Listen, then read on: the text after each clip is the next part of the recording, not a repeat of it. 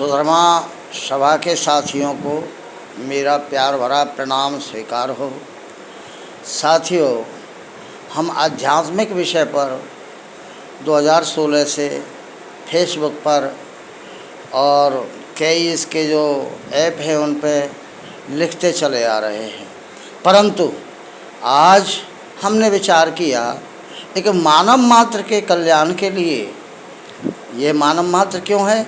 क्योंकि धर्म हमारे बनाए हुए हैं। जैसे ये धर्म हैं हिंदू, मुस्लिम, सिख, ईसाई आदि, बहाई वगैरह, ये सभी एक ही प्रक्रिया से जन्म ले रहे हैं, संसार में आ रहे हैं और अपनी अपनी प्रक्रिया के द्वारा गति यानी कि मृत्यु को भी प्राप्त हो रहे हैं। साथियों, आध्यात्मिक का तात्पर्य मतलब अर्थ होता है शरीर से, और शरीर का विज्ञान इतना गहरा है कि जिसको पूछिए मत।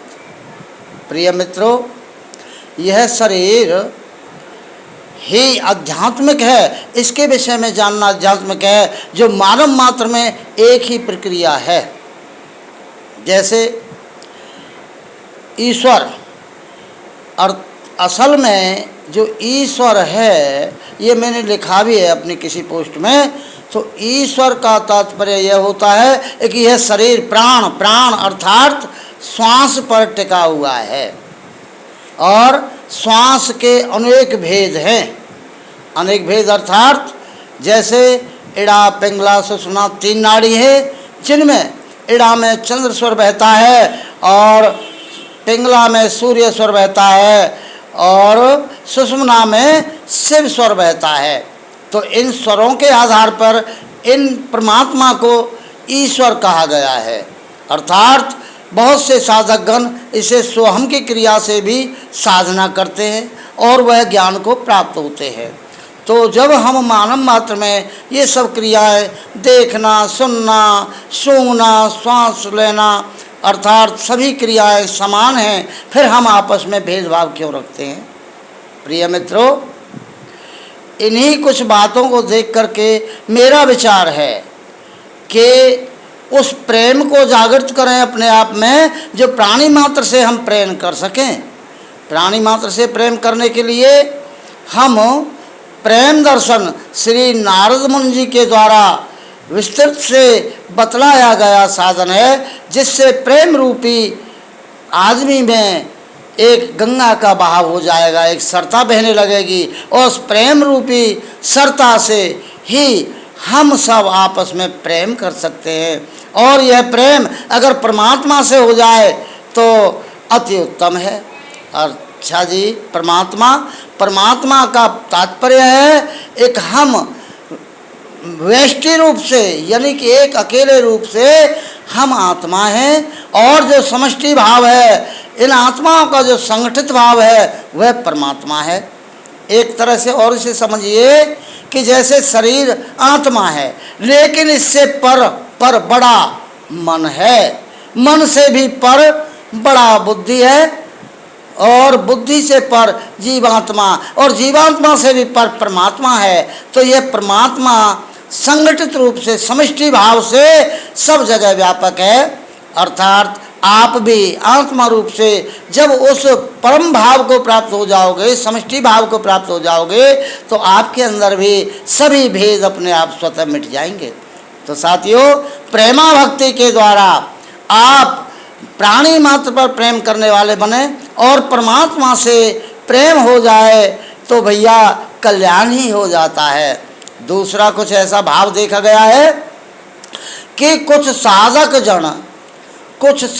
गण किसी भी अभ्यास के द्वारा भगवान के किसी नाम को या नाम दान लेने के बाद, या और भी कई क्रियाएं हैं, चिंतन और चिंतन परमात्मा के प्रति, अर्थात किसी सकाम कर्म के प्रति, या जो हमें आगे बढ़ाता है उसके प्रति चिंतन कहा जाता है विचार को।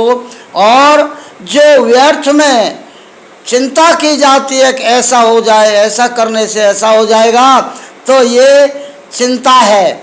चिंतन और चिंता में बस यही भेद है। चिंतन हमें उन्नति को देता है और चिंता हमें अवनति को देती है। अर्थात अधोगति को देती है। चिंता करने से कुछ नहीं होता है, बजाय चिंता से किसी काम का संकल्प करके उसको किया जाए तो आनंद का भाव प्रकट हो जाता है। प्रिय मित्रों, तो कुछ भक्तों को, साधकों को, जैसे सोहम का जाप करते हैं या ओम नमः शिवाय का जाप करते हैं या बजरंगबली की किसी प्रकार से उपासना करते हैं या अनेकों देवी देवताओं की जो जैसे उपासना करते हैं, परंतु उनमें कुछ समय के बाद कुछ विकृति आ जाती हैं।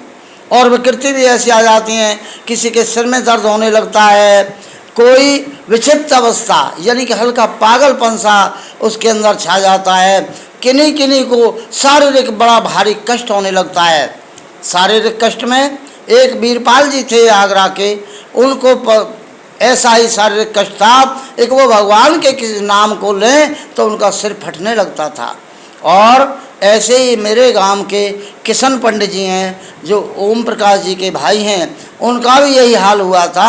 एक वो चिंतन करते करते ब्रह्मांड में चढ़ गए थे और ब्रह्मांड में चढ़ने के बाद उनके दिमाग में खालीपन और सिर में दर्द रहने लगा था।